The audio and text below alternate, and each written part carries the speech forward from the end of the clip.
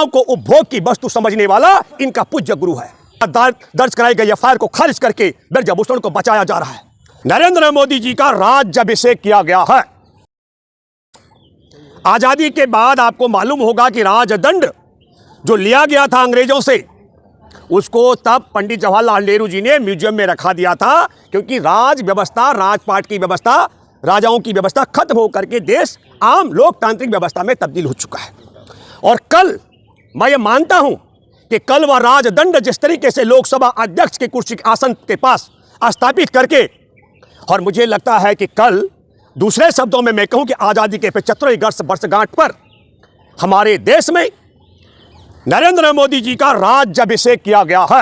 राज्याभिषेक एक राजा के तौर पर, और वह चरित्र यह भी दर्शाता है एक अहम और महत्वपूर्ण बात जो हम सबको सोचनी चाहिए।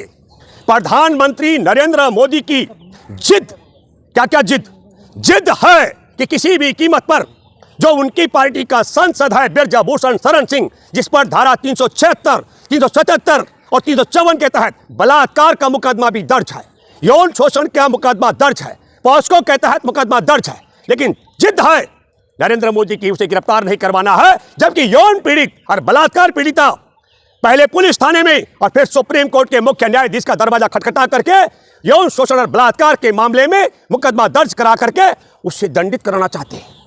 उन यौन शोषण और बलात्कार पीड़िताओं को न्याय दिलाने के लिए हमारे देश की ओलंपिक पदक विजेता बेटी विनेश फोगाट, साक्षी मलिक, बेटा भारत का बजरंग पुनिया और उनके सहयोगी 1 महीने ज्यादा संघर्ष करते रहे। और आपने देखा कल जब राज्याभिषेक था तब नरेंद्र मोदी की जिद के आगे किस तरीके से कल पटक करके सड़क पर, मैं तो साथ था, मैं देख रहा था किस प्रकार विनेश फोगाट को पटका गया, किस प्रकार बजरंग पुनिया को पटका गया, किस तरीके से साक्षी को घसीटा गया और फिर अलग अलग थानों में हम लोगों को रखा गया। यही जिद हरियाणा का जो मंत्री है संदीप सिंह पर भी धारा 342 के तहत 354, 354A, 354B और जान से मारने की धमकी का भी मुकदमा दर्ज है 506 के तहत। हरियाणा के हजारों लोगों ने जींद में 19 मार्च को बड़ी सभा की थी। देश भर के लोगों की मांग था गिरफ्तार किया जाना चाहिए किसको? संदीप सिंह को। लेकिन नरेंद्र मोदी की जिद है, मोहन भागवत की जिद है, संघ मुखिया की, किसी भी कीमत पर गिरफ्तार नहीं हो जाना चाहिए संदीप सिंह। और ठीक वही बात मैं आपको कहना चाहता हूं, हमारे देश का संविधान कहता है, हमारे देश का लोकतंत्र व्यवस्था कहती है, हमारे देश का दस्तूर कहता है कि हमारे देश में प्रथम नागरिक राष्ट्रपति को ही संसद भवन का उद्घाटन करने का अधिकार है और उन्हीं के कर कमलों से होना चाहिए। लेकिन जिद नरेंद्र मोदी की क्या जिद कि किसी भी कीमत पर महिला राष्ट्रपति के हाथों हमने संसद का और भवन का उद्घाटन नहीं कराना है। तो इससे मैं ये मानता हूं कि जिस तरीके से हमारे देश के संविधान को, हमारे देश के कानून को, यौन पीड़ित और बलात्कार पीड़िताओं की मांग को और सुप्रीम कोर्ट के द्वारा दर्ज कराई गई एफआईआर को खारिज करके ब्रजभूषण को बचाया जा रहा है। दिसंबर 2022 से दर्ज संदीप सिंह पर जो दर्ज है मुकदमा यौन जबरन छेड़खानी का, उसे गिरफ्तार नहीं किया जा रहा है। ठीक वही जिद नरेंद्र मोदी ने यहां पर अपना करके हमारे देश के लोकतंत्र का, हमारे देश के संविधान का, हमारे देश में राष्ट्रपति के पद का अपमान किया है। और यह अपमान क्यों किया, मैं एक जिक्र आपके माध्यम से कहना चाहता हूं। सितंबर 1960 का गुजरात में विश्वविद्यालय में सामाजिक विज्ञान के छात्रों को संबोधित करते हुए इनके गुरु गोलवलकर ने कहा था, उस बहुत बड़ी बात कही थी। मैं ये मानता हूं कि वह हमारे देश में संविधान का अपमान था, जो हमारे देश में समानता का अधिकार है। कहा गया कि हमारे देश में उत्तरी भारत के ब्राह्मण सर्वश्रेष्ठ नस्ल होती है और बाकी सबकी नस्ल उससे नीचे होती है। नस्ल सुधारने के लिए क्रॉस ब्रीडिंग होना चाहिए, जैसे हमारे पूर्वजों ने, ये उनके कथन है। यहां से कुछ ब्राह्मणों को वहां भेजा था, कहां? केरल में। और नमूद्रीपात का मैं जिक्र कर रहा हूं। तब यह बड़ा सवाल है, क्योंकि वो महिलाओं को उपभोग की वस्तु समझने वाला इनका पूज्य गुरु है। महिलाओं के, ब्राह्मणों के अलावा सबकी नस्ल को नीची नस्ल, छोटी नस्ल मानने वाला नस्ल भेद का मामला भी था। संविधान के मुताबिक असमानता का मामला था।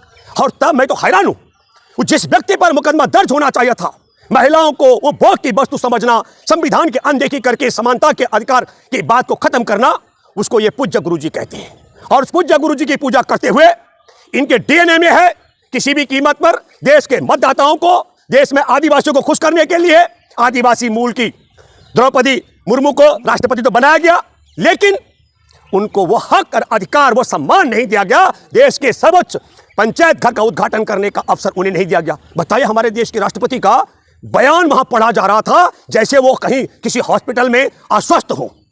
हमारे देश की परंपरा है, जब गृह प्रवेश होता है तो न केवल परिवार के मुखिया बल्कि तमाम रिश्तेदार और चाहने वालों को भी बुलाया जाता है।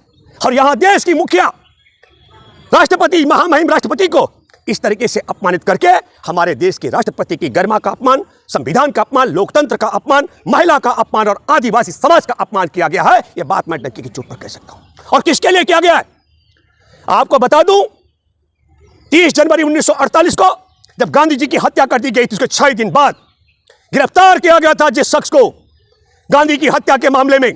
और तब पटेल जी ने एक पत्र लिखा था नेहरू जी को, कहा था कि कट्टरपंथी हिंदू महासभा जो इसके अधीन चलती है, गोलवल करके, सॉरी अपना सावरकर के, इसी ने हत्या करवाई है। और आप समझ लो वो 1 साल जेल में भी रहा। उस पर भारतीय बलात्कार का मुकदमा है। उस व्यक्ति ने, मैसूर के राजा को मैं प्रमाणिक तौर पर कह रहा हूं, उस व्यक्ति ने 1932 में 40 तिरंगाधारी कांग्रेसियों की हत्या करने वाले मैसूर के राजा को प्रशस्ति पत्र लिखा। हमारे देश में हिंदू और मुसलमान की नफरत अहमदाबाद में 1937 में इस व्यक्ति ने स्थापित की। इसके 3-4 साल बाद फिर मुस्लिम लीग ने भी लाहौर में प्रस्ताव पास किया। इन्होंने जो बात सावरकर ने कही थी, हिंदू अलग राष्ट्र और मुसलमान अलग राष्ट्र, 1937 में, उसके बाद 1940 में यह बात मुस्लिम लीग ने भी कही थी। और ये दोनों के दोनों किसके टुकड़े पर पलने वाले? ये दोनों के दोनों उसके अंग्रेजों के टुकड़े पर पड़ने वाले। 60 रुपए मासिक की पेंशन लेता था। जब माफी मांगी गई है 1913 से लेकर 20 के बीच में कई माफीनामे हैं। हर माफीनामे में कहा गया है मेरे को जेल में रखने से जो लाभ अंग्रेजों तुम नहीं उठा सकते हो, उससे कई गुना लाभ तुमको तब मिलेगा जब मैं बाहर आऊंगा, आपके एक एक इशारे पर कायम करूंगा। क्या कहेंगे जो महिला पहलवान उस पर राइट्स एक्ट लगाया गया? मैं अभी आ रहा हूं।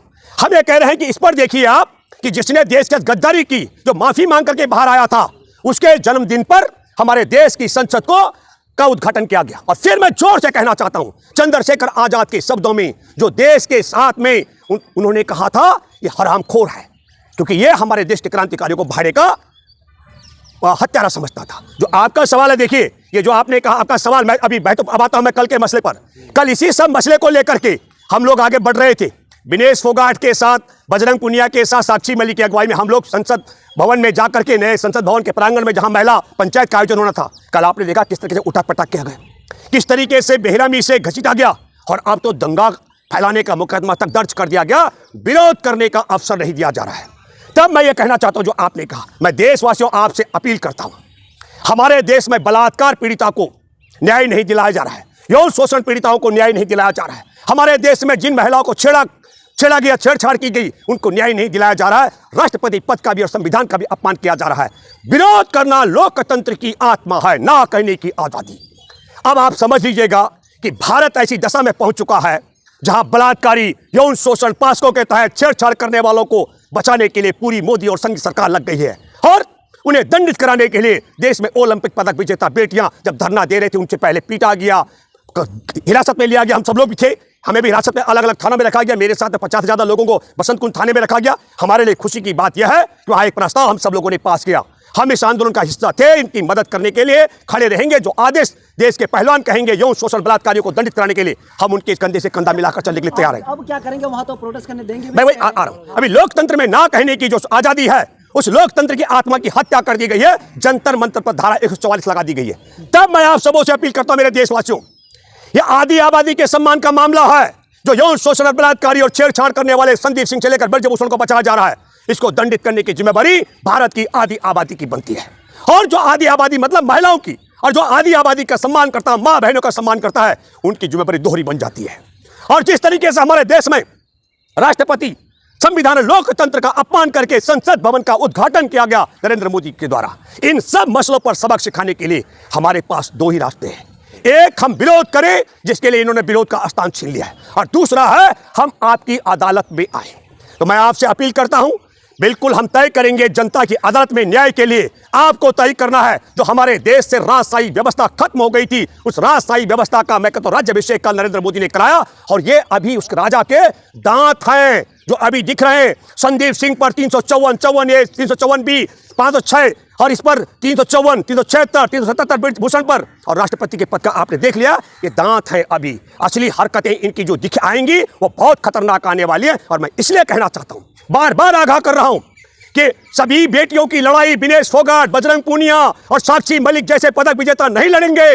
ये लड़ाइयां आपको सबको लड़नी पड़ेंगी। दलितों की बेटियों को, आदिवासियों की बेटियों को, मछुआरों की बेटियों को, अल्पसंख्यक की बेटियों को, भूमिहीनों की बेटियों को, किसानों की बेटियों को, गरीबों की बेटियों को अपनी लड़ाइयां खुद लड़नी पड़ेंगी। और अकेले अकेले लड़ोगे तो जीतना असंभव है, क्योंकि राजशाही व्यवस्था कायम हो चुकी है। इसलिए हम सब लोगों को एकजुट होकर के, और आपकी अदालत का मतलब है, मैं आपसे अपील करता हूं इस बात को घर घर पहुंचाएं। बहुत जल्दी संभव है। आंदोलन खत्म नहीं हुआ, भले अखबार और टीवी कुछ भी कहे, ये लड़ाई खत्म नहीं हुई है। ये कुचला गया आंदोलन को, इसको हम ये कहते हैं कि एक पड़ाव है, दूसरा पड़ाव भी शुरू होगा। धन्यवाद। जय हिंद, जय जवान, जय किसान। आंदोलन फिर चालू होगा?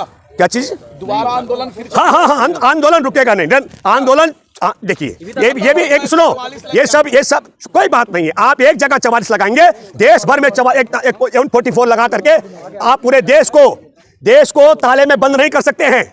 देश को आप ताले में बंद नहीं कर सकते। जनता से हमने अपील की है, पूरे देश के 140 करोड़ आबादी से, महिलाओं का सम्मान करने वालों से, इस देश में संविधान का प्यार करने वालों से। और फिर मैं एक बात कहना चाहता हूं, ये जिद है, संविधान कहता है, कानून कहता है, लोकतंत्र कहता है कि राष्ट्रपति उद्घाटन करे, लेकिन मोदी करता है। हमारे देश का कानून कहता है, संविधान कहता है, हमारे देश की पीड़ित महिलाएं कहती हैं, अदालत कहती है ब्रजभूषण को गिरफ्तार किया जाना चाहिए, लेकिन नहीं होता है। संदीप सिंह को गिरफ्तार किया जाना चाहिए, ये देश का कम संविधान, लोकतंत्र व्यवस्था, कानून कहता है, पीड़ित कहती है, लेकिन गिरफ्तार नहीं किया जा रहा है। ये बात आप सब लोगों को गांठ बांध लेनी चाहिए, इसके खिलाफ एकजुट होना पड़ेगा। धन्यवाद।